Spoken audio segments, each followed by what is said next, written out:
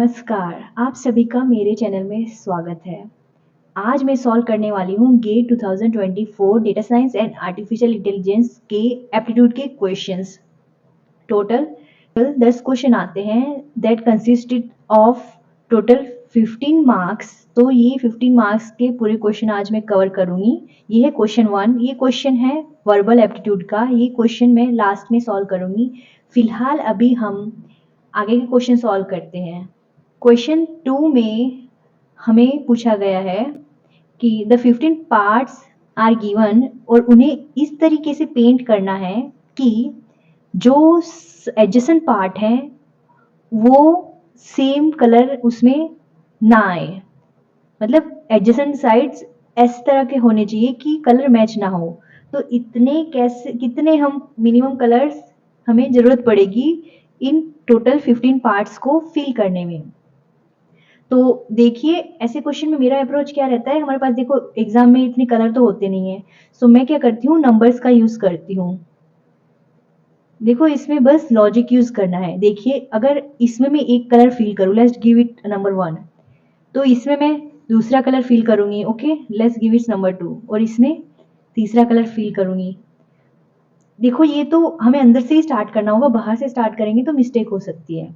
तो अंदर से स्टार्ट किया मैंने इन तीन को बाय 3 डिफरेंट कलर्स फिल कर दिया क्योंकि ये एडजेसेंट है। तो अब देखिए, अब इस बॉक्स की बारी है। अब देखिए यहाँ पे 1 और 2 दोनों इसके ऑपोजिट साइड में है। ठीक है, तो अगर मैं इसमें 1 भर दूं तो ऑब्वियस है कि ये एडजेसेंट में सेम कलर नहीं है, डिफरेंट कलर है। सिमिलरली इस एरिया में 2 और 3 आ रहे हैं। ओके, तो लेट मी फिल हियर 1। यहाँ पे 1 फिल करती हूँ। अब देखो ये एडजेसेंट में सेम कलर हो गया, तो लेट मी यहाँ पे मैं 2 फिल कर देती हूँ। ओके, अभी मैच नहीं होगा। अब देखिए ये 1 और 3 सेम बाउंड्री शेयर कर रहे हैं, तो यहाँ चलो मैं 2 फिल कर देती हूँ।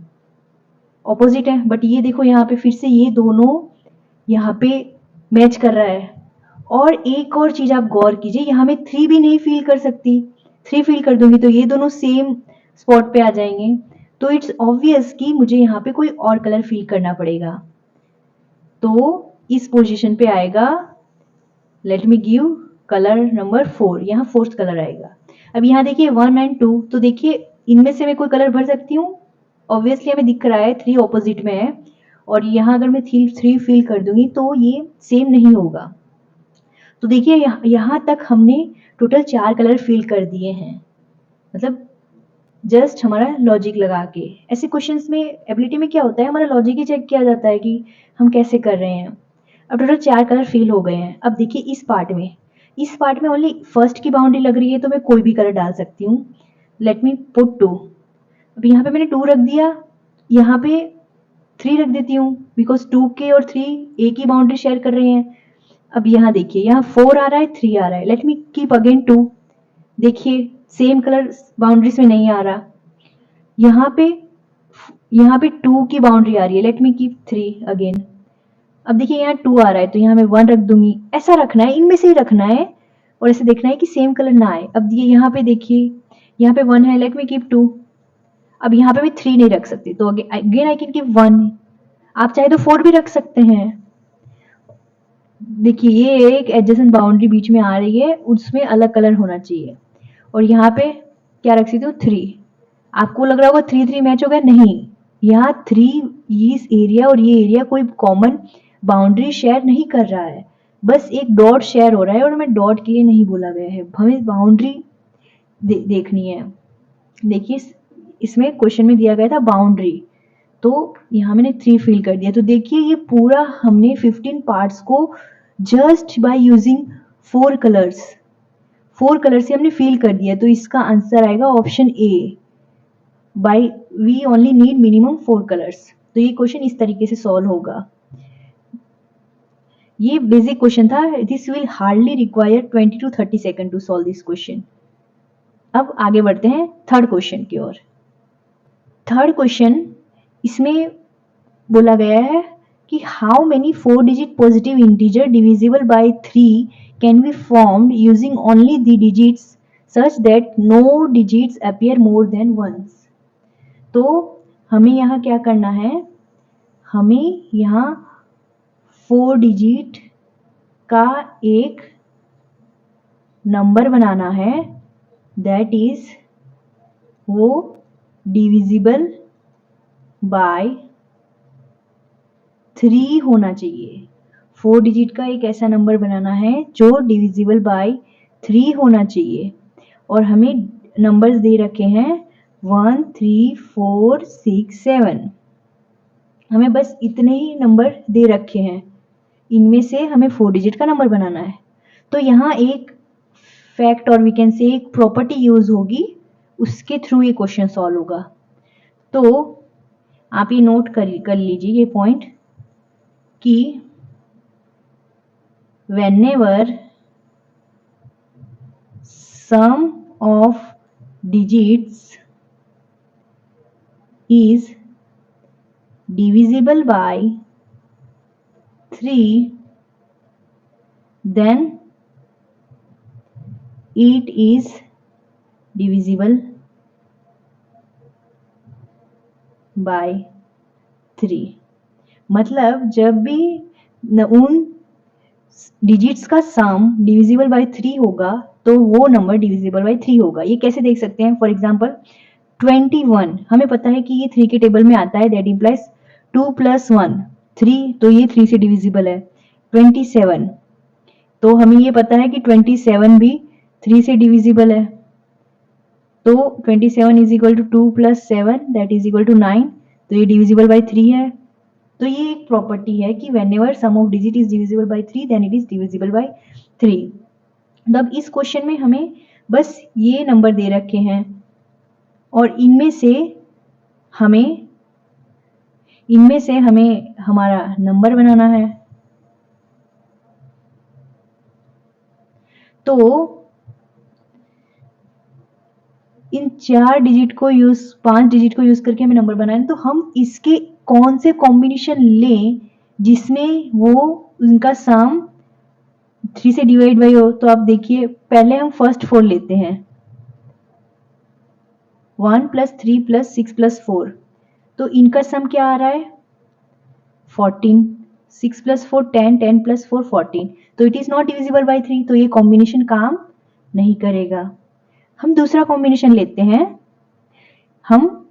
हमने पहले 7 को लीव किया, नाउ लेट्स लीव 6, तो 1 + 3 + 4 + 7 this is equal to 15, yes it's divisible by 3, तो हमें एक ये कॉम्बिनेशन मिल गया। और देखते हैं, लीव 4 दिस टाइम, 4 को हम छोड़ दें, that is equal to 6 + 3 is 9 + 1 10 + 1 17, it is not divisible by 3। now हम 3 को लीव कर दें, so it will be 1 + 4 + 6 + 7 that is equal to 18, yes we got another pair। now let's check, let's leave 1 this time, so 3 + 4 + 6 + 7, so we get 20, it's also not divisible by 3। तो हमें दो combination मिले, ये combination है 1 3 4 7 and 1 4 6 7, हमें दो combination मिले। अब देखिए, इन कॉम्बिनेशन के कितने भी मतलब इन कॉम्बिनेशन के 4 डिजिट के हम जितने भी कॉम्बिनेशन बना ले, that all will be divisible by 3। यहाँ तक पता चला आपको।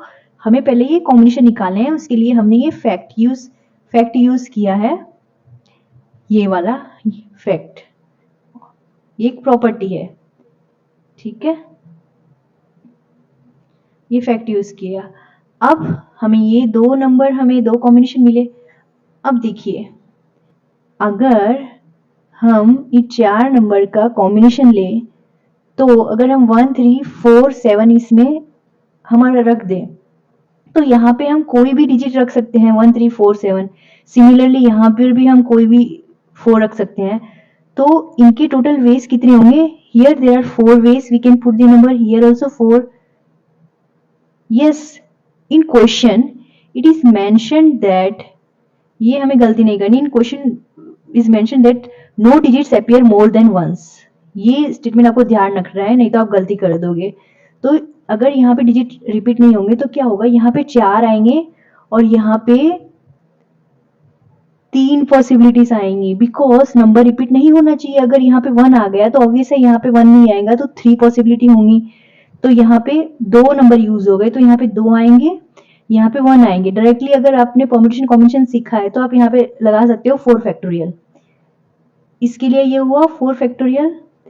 सिमिलरली दूसरे हमारे कॉम्बिनेशन के लिए भी सेम आएगा 4 फैक्टोरियल. और आप यहाँ से भी निकाल सकते हो 4 इंटू 3 इंटू 2 इंटू 1. तो फाइनल आएगा 4 factorial plus 4 factorial. This 4 into 3 into 2 1 is equivalent to 4 factorial. तो हमें 2 कॉम्बिनेशन मिले, उनके दोनों के आएंगे 4 फैक्टोरियल प्लस 4 फैक्टोरियल. हमें पता है 4 फैक्टोरियल 24 होता है, तो 4 factorial plus 4 factorial 24 plus 24 that is equal to 48. तो हमारा आंसर आएगा 48. देखिए लॉजिक से किया हमने, बस एक फैक्ट यूज किया, वो हमें पता होना चाहिए, और कितने आसानी से ये क्वेश्चन हो गया. देखिए तो इस तरीके से क्वेश्चन सॉल्व होगा. तो इसमें 48 आंसर आएगा. 48 इज द करेक्ट आंसर. अब हम जाते हैं नेक्स्ट क्वेश्चन की ओर. क्वेश्चन 4, इसमें हमें दे रखा है कि the sum of the following infinite series is. हमें इस सीरीज का सम पूछा गया है.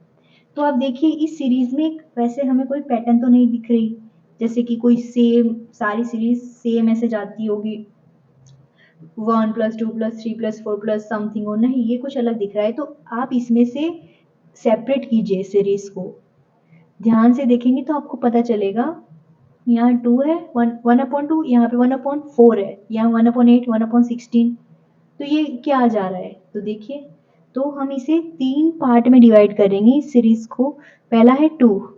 2 की और कोई सेम डिजिट नहीं आ रहा इंटीजर में, तो हम 2 को सेपरेटली लिखेंगे. फिर हम लिखेंगे 1/2 plus 1/4 plus 1/8 plus 1/16 plus dot dot dot. ये हमने एक सीरीज ढूंढी है इसमें से. दूसरी क्या आ रही है, ये बची हुई टर्म्स 1/3, 1/9, 1/27. तो दूसरी ये ऐसे बनेंगी 1/3 plus 1/9 plus 1/27 plus dot dot dot. तो ये दूसरी, इन शॉर्ट हमने 3 सीरीज निकाली. This is first, this is second and this is third. हमने इसको 3 टर्म में डिवाइड कर दिया. फर्स्ट तो ऑब्वियस है, सॉल्व ही है, ये 2 है, लेकिन इन दोनों को हमें सॉल्व करना पड़ेगा. जैसे कि आप देख पा रहे हो ये सीरीज कुछ जानी पहचानी लग रही है. ये आप ध्यान से देखेंगे तो this is geometry series. Similarly this is also geometry series. तो ज्योमेट्री सीरीज में क्या होता है, इसमें this is increasing by the same ratio. जैसे कि 1/2, फिर ये अगेन 1/2 रेशियो से इंक्रीज हो रही है second term. Similarly third term भी 1/2 रेशियो से इंक्रीज हो रही है. तो यहाँ पे रेशियो 1/2 आ रहा है और फर्स्ट टर्म है 1/2. ठीक है, ये जो दे रखा है वही मैंने लिखा है. और आपको ये पता होगा कि for mod of R less than 1 series की फॉर्मूला होती है S is equal to A/1 minus R. This is the formula. So अब हम इसको आगे सॉल्व करेंगे. तो हमें A मिल गया, R मिल गया, दोनों मिल गए. तो सेकेंड सीरीज में हम ये वैल्यू पुट पर कर देंगे. 1 माइनस आर भी 1/2 है, that is equal to 1/2 divide by 1 minus half is half, that is equal to 1. तो इसकी वैल्यू आ गई 1.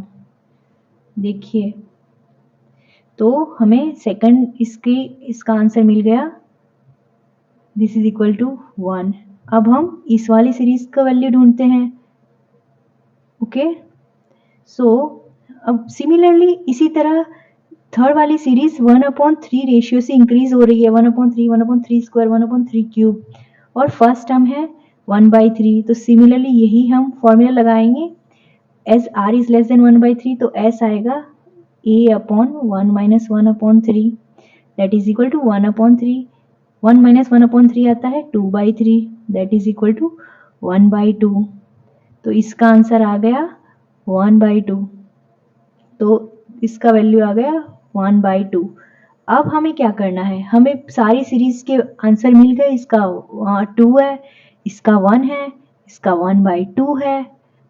तो अब हम इन तीनों को ऐड कर देंगे तो आंसर आएगा, पहला है 2, 1, 1/2। सो 2 प्लस 1/2 प्लस 1, ये आ गए value 2 + 1 3, 3 + 1/2 that is equal to 3 × 2 6 + 1 7/2। तो हमारा फाइनल आंसर आ गया 7/2। 7/2 इज अवर आंसर। ये ऑप्शन बी में दे रखा है, तो ये 7/2 हमारा आंसर होगा। आई होप आपको ये क्वेश्चन समझ आया होगा। अब जाते हैं नेक्स्ट क्वेश्चन की ओर। ये है क्वेश्चन 5। तो ये क्वेश्चन में दे रखा है कि in an election the share of valid votes received by 4 candidates ABCD is given in pie chart, और हमें दे रखा है कि इतने वोट्स डाले गए थे उसमें से 5000 इनवैलिड है। तो हमें ये चार्ट दे रखा है वैलिड वोट्स के लिए, तो हमें इसके लिए वैल्यू ढूंढनी है। तो पहले हमें टोटल वैलिड वोट्स ढूंढने होंगे। तो टोटल वैलिड वोट्स कितने होंगे, टोटल में से इनवैलिड हम सब्ट्रैक्ट कर देंगे -5000, तो इसकी वैल्यू आएगी 1,10,000। तो ये हमें फर्स्ट स्टेप हो गया, हमें वैलिड वोट्स ढूंढ लिए। अब हमें इसमें ढूंढना क्या है, हमें ढूंढना है total number of valid votes received by the candidate B and C. B and C के टोटल कितने, दोनों के पास टोटल कितने वोट्स आएंगे वो हमें ढूंढना है। तो हमें दोनों के total percentage of c and b कितना होगा, 20 + 25 दैट इज इक्वल टू 45%। तो हमें 45% की कितनी वैल्यू आएगी, मतलब 45% कितने वोट्स होंगे वो हमें पूछा गया है। तो हमें पता है कि टोटल वोट्स 1,10,000 है, दिस इम्प्लाइज 100% वोट, और हमें फाइंड आउट करने हैं फॉर 45% वोट्स। ओके, तो how many votes will imply 45%। तो ऐसे क्वेश्चन में हम इंटू 45 डिवाइड बाई 100 इसकी वैल्यू हम फाइंड करेंगे। लेट्स कैंसिल 2 zeros, तो इसकी वैल्यू आएगी दैट इज इक्वल टू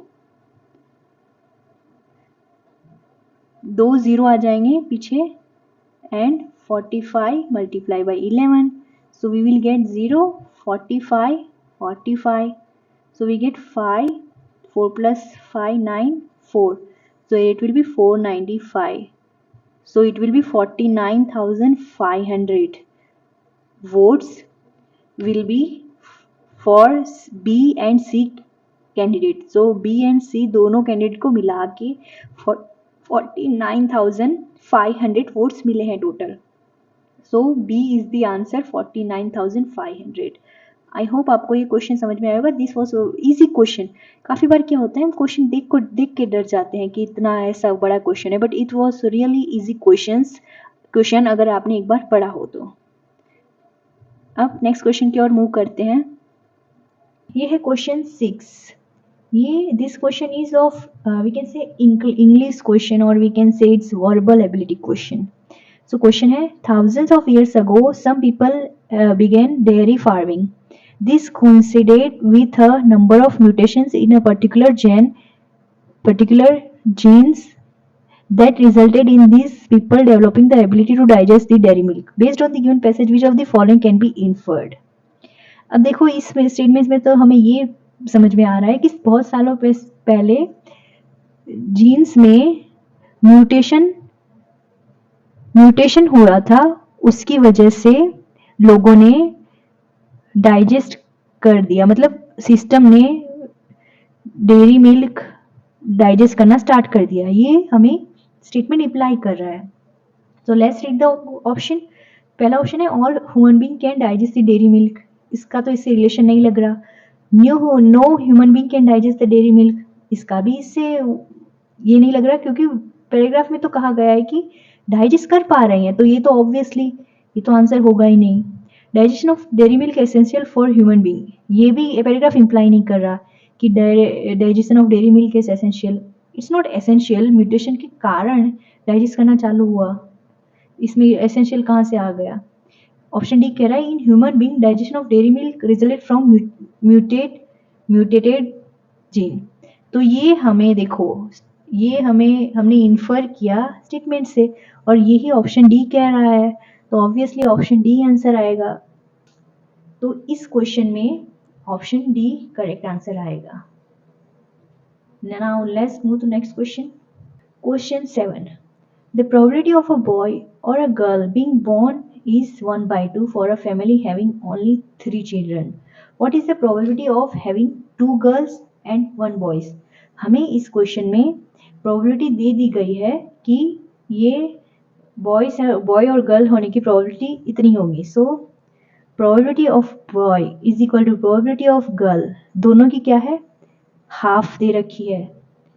और इसमें कहा गया है कि फैमिली में ओनली 3 चिल्ड्रन होंगे, सो 3 चिल्ड्रन आर टोल्ड, एंड हमें प्रोबेबिलिटी पूछी गई है, probability of 2 girls and 1 boy.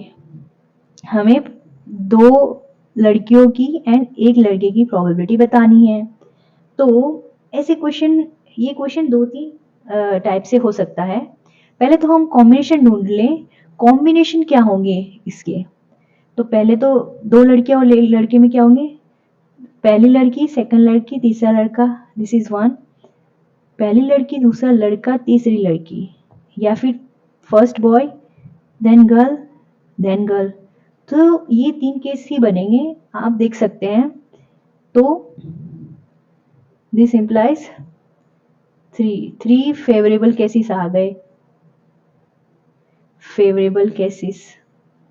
और हम सिंपल तरीके से देखें तो प्रोबेबिलिटी क्या होता है, probability is equal to favourable outcome upon total outcome. तो टोटल आउटकम क्या होगा, टोटल आउटकम होंगे सारे कॉम्बिनेशंस, जैसे कि बॉय बॉय बॉय, तीनों बॉय, तीनों गर्ल, या 1 बॉय 2 गर्ल, 1 गर्ल 2 बॉय, या 1 2 बॉय 1 गर्ल, 2 गर्ल 1 बॉय, और we can say boy boy और गर्ल बॉय गर्ल। तो ये टोटल 8 कॉम्बिनेशन होंगे। तो हम इसका आंसर आएगा 3/8। तो इसका आंसर आया 3/8। This was method 1। अब मैं आपको एक दूसरी मेथड भी बताती हूँ इस क्वेश्चन को। ये तो सिंपल हमने किया कि हमने फॉर्मूला लगा दी favourable outcome upon total outcome. Okay, अब हम मेथड 2 यूज करते हैं। मेथड 2 क्या हो गया, हमें ये पता है कि ये 3 हमें कॉम्बिनेशन पता है। ओके, सो इस क्वेश्चन को इस तरीके भी सॉल्व कर सकते हैं हम, combination is equal to boy girl boy plus girl boy girl plus girl girl boy. और हमें इंडिविजुअल की कितनी प्रोबेबिलिटी दे रखी है, 1/2। गर्ल्स की है 1/2, अगेन 1/2, सिमिलरली 1/2 1/2 1/2 प्लस 1/2 1/2 1/2। तो ये आएगा 1/8 plus 1/8 plus 1/8, that's equal to 3/8। So 3/8 will be the final answer. ये दूसरा तरीका है इसे करने का। आई होप आपको ये समझ में आया होगा। तो इसमें आंसर आएगा A 3/8। Now let's move to next question.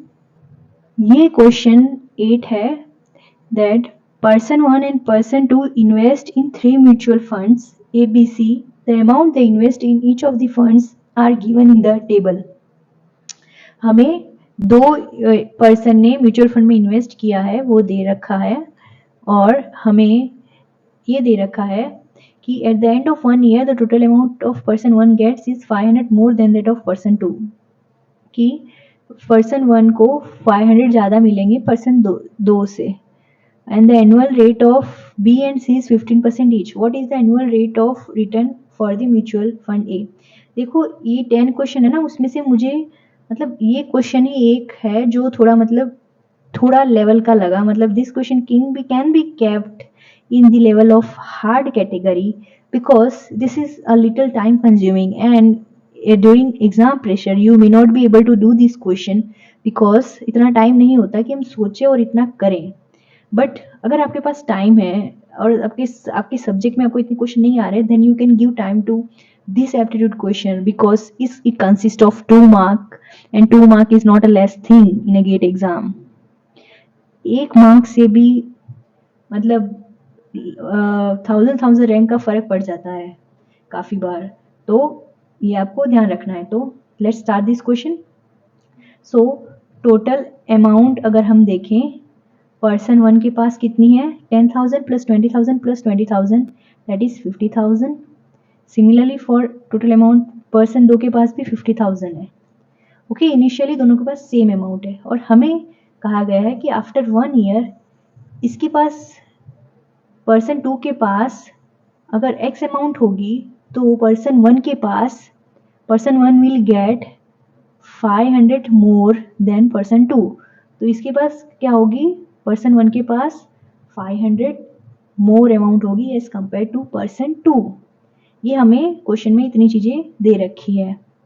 तो और हमें ये दे रखा है कि b and c annual rate is 15% each. चलो हम पहले इनका 15% निकाल लेते हैं बी एंड सी का। B and C for person 1 B and C, इनका बी एंड सी का टोटल क्या आ रहा है 40,000। 14,000 का 15% हम निकालें तो ये आएगा 15 into 4 60, 15 into 4 we got it was 40,000, one more zero, 2 zero cancel हो जाएंगे, 15 4 60 तो 6,000 आएगा फॉर पर्सन 1। तो ये अमाउंट हुआ for B and C. For person 2 B and C का टोटल सम आ रहा है 30,000, तो 30,000 का हम 15% निकालेंगे।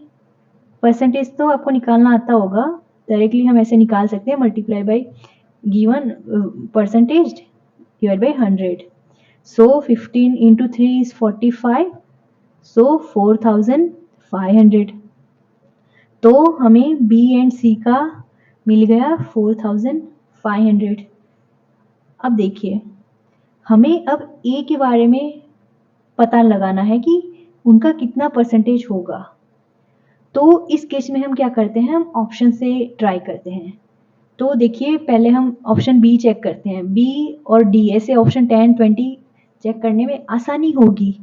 तो अगर हम पर्सन 1 का म्यूचुअल फंड ए में परसेंटेज निकालें तो क्या आएगा 10,000 इंटू 10% का हम ऑप्शन के थ्रू चेक कर रहे हैं, 2 जीरो कैंसिल, ये आ गया 1000। सिमिलरली फॉर पर्सन 2 ये आएगा 20,000 का 10%, 20,000 इंटू 10/100, सो ये आएगा 2,000। अब देखिए अब तीनों ए बी सी के म्यूचुअल फंड के हम ऐड कर देंगे तो पर्सन 1 का आएगा 6,000 प्लस 1,000, तो ये आ गया 7,000। पर्सन 2 का आएगा 4,500 plus 2,000 that is equal to 6,500। अब ये देखिए फाइनल वैल्यू में पर्सन ए की 500 वैल्यू ज़्यादा है, तो ये तो हमें डायरेक्टली आंसर मिल गया। तो option b is the correct answer. इसमें अगर आपको डाउट हो तो आप 20% का भी चेक कर सकते हो।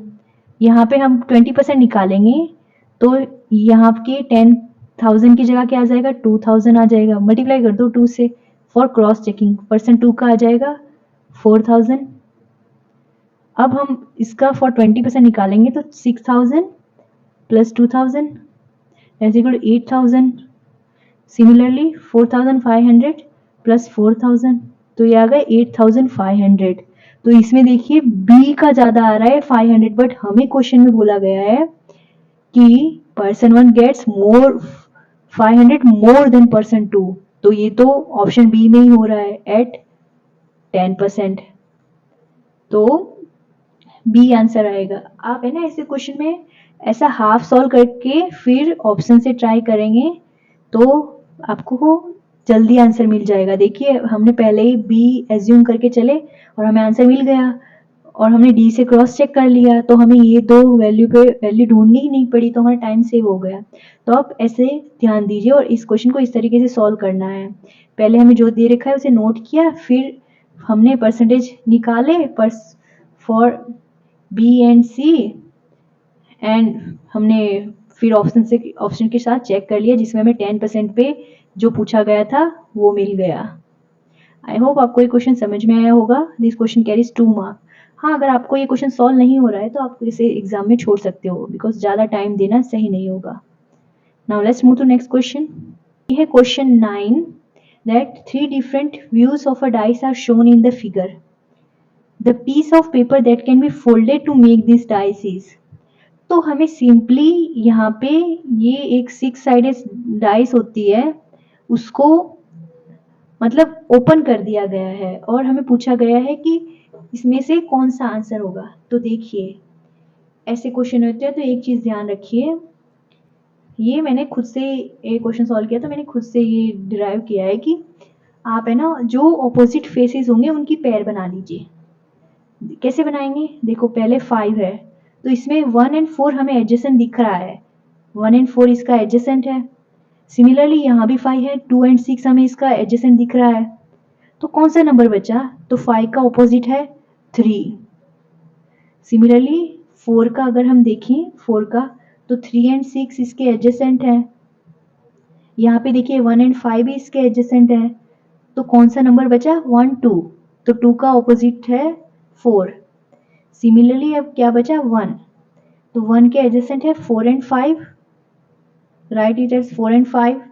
सिमिलरली और हमें यहाँ 1 के बारे में और पता नहीं चल रहा, ठीक है, बट 1 अकेला ही बचा है तो ऑब्वियस है 5 का ऑपोजिट 3 है, 4 का 2 है, तो 1 का बचा हुआ लेटर 6 होगा। तो ये ऑपोजिट फेसेस हमें मिल गए।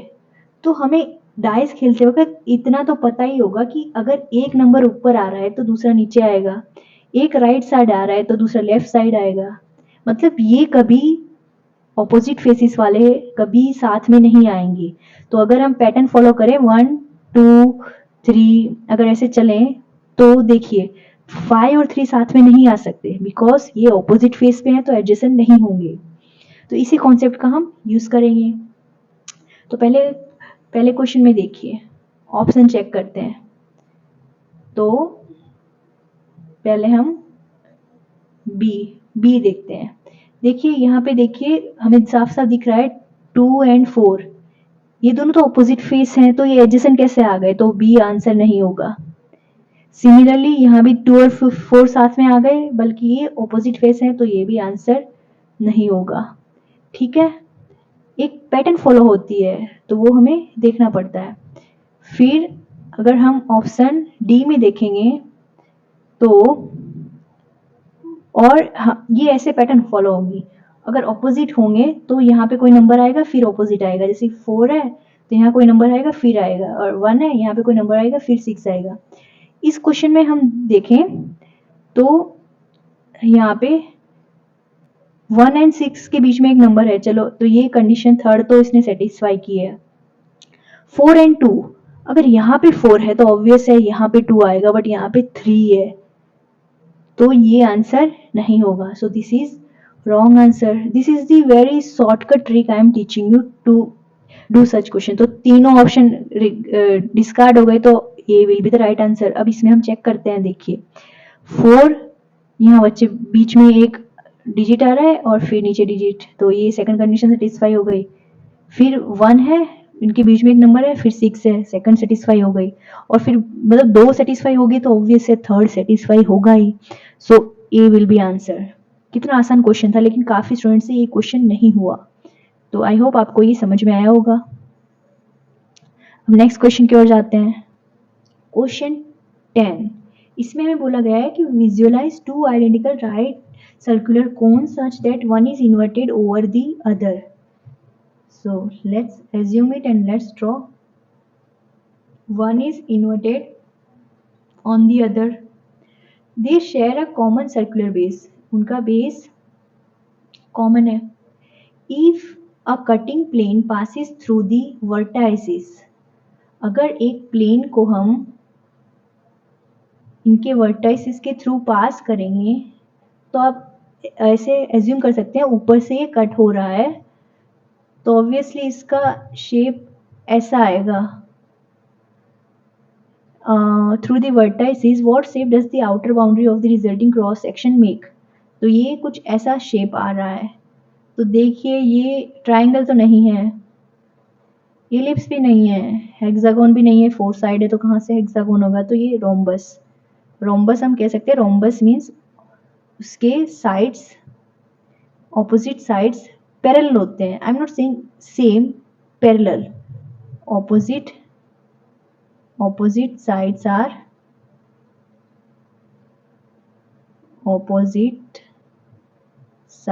are parallel, तो ये rhombus होगा। A will be right answer. Now let's move to next question. If this denotes the increasing order of intensity, then the meaning of the word sick, infirm, moribund is analogous to this term. Which of the following option is appropriate to fill in the blank? So first हमें दे रखा है sick, infirm and moribund। तो देखिए ये question है ना, ये जरूरी नहीं है सबसे होगा ही, जिसको मीनिंग पता होगा उससे ही ये क्वेश्चन होगा। सिक का मीनिंग तो हमें पता है कि माइल्ड इलनेस। इन्फर्म का मीनिंग होता है वीक और we can say frail, means sick से थोड़ा ज्यादा। फिर मोरिबंड का मीनिंग होता है कि नियर डेथ, मतलब वो जस्ट मरने की वो तगार पर खड़ा है, और we can say most severe condition. तो ये इसका मीनिंग हुआ। और हमें सेकंड टर्म दे रखी है सीली, देन हमें यहाँ ढूंढना है कोई वर्ड, एंड डाफ्ट।